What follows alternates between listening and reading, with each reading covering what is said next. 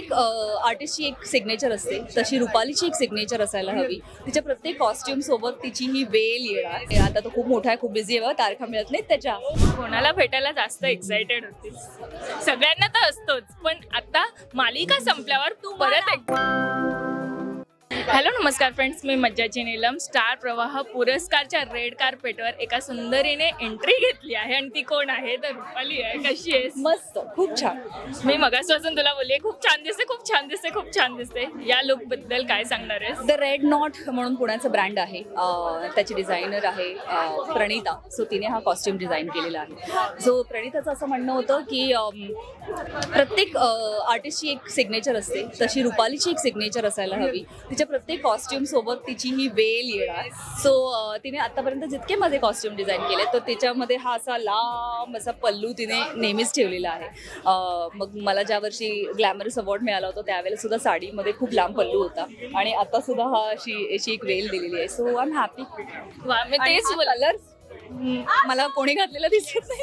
अजून मला तेच बोलत होती ना की मगाशी तू लास्ट टाइम एक साडी नेसलेली जी मोराचं वर्क होतं त्यावर आणि तीही खूप छान होती आणि हेही असंच आहे.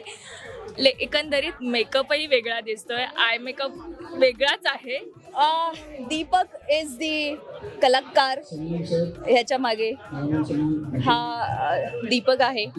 सो ह्याने माझा मेकअप केलेला आहे. हा खूप कमालीचा मेकअप आहे. म्हणजे मी एक रियालिटी शो करायचं, डान्स रियालिटी शो. तिथे माझी आणि दीपकची ओळख झाली होती 2013. सो तेव्हापासून मी दीपकला ओळखते आणि आता तो खूप मोठा आहे, खूप बिझी आहे, तारखा मिळत नाहीत त्याच्या, त्यामुळे पण मिळालेत मला लकीली. सो हा मी विचारेल ताई, म्हणजे ही रुपाली काय सांगते की मेकअप करताना मला असा मेकअप हवाय, मला तसा मेकअप हवाय. त्यांचा एक लुक डिसाइडेड असतो की हा लुक हवाय मला, की तो हवाय नॅचरलमध्ये या ग्लॅमरमध्ये या अदरवाईज कुठलेही लुक त्यांना जसे पाहिजे तसे मी देतो त्यांच्या मनाप्रमाणे आणि ते त्यांना आवडतात. बस. पण ठरवलंय का मी ट्रेंड सेट करणार? करायला पाहिजे. हो, करायला पाहिजे. म्हणजे तो ठरवूनच येते की ट्रेंड मी नाही फॉलो करणार तर मी सेट करणार. नाही असं काही नाही, मी फॉलो करते. पण छान आहे की काहीतरी आपण जर देत असलो काहीतरी लोकांना ते ट्रेंडिंग वाटत असेल तर खूपच छान. पण 5 वर्ष मालिकेने अखेर निरोप घेतला. 5 वर्षानंतर आता ह्या रेड कार्पेट वेळ येताना काय विचार असतो?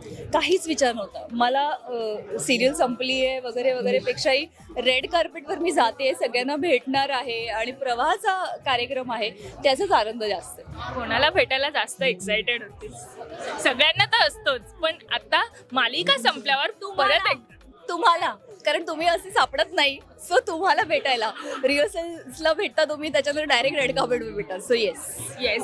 आता खूप घाईत बोलवतात, पण शेवटचं एक विचारते, 3 टिप्स काय सांगशील प्रेक्षकांना मेकअप रिलेटेड? मी काय सांगू?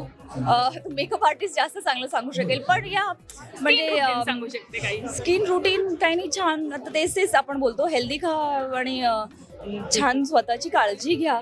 वेळेत झोपा, डिसिप्लिन खूप मस्ट आहे. सो त्या सगळ्या गोष्टी पाळा आणि बी हॅपी. आतून आनंदी राहिला तर मला वाटतं की तो ग्लो वेगळाच येतो. आज धमाकेदार एक परफॉर्मन्स असणारच आहे ना? वा, त्याचीच जास्त एक्साइटेड. हो, वा. सो जाऊ शकते, त्यासाठी तुला ऑल द बेस्ट. मराठी मनोरंजन सृष्टीमधील मालिका, चित्रपट, नाटक तसेच कलाकारांबद्दलच्या नवीन अपडेट्स जाणून घेण्यासाठी नक्की सबस्क्राईब करा इट्स मज्जा मराठी या आपल्या नवीन यूट्यूब चॅनलला.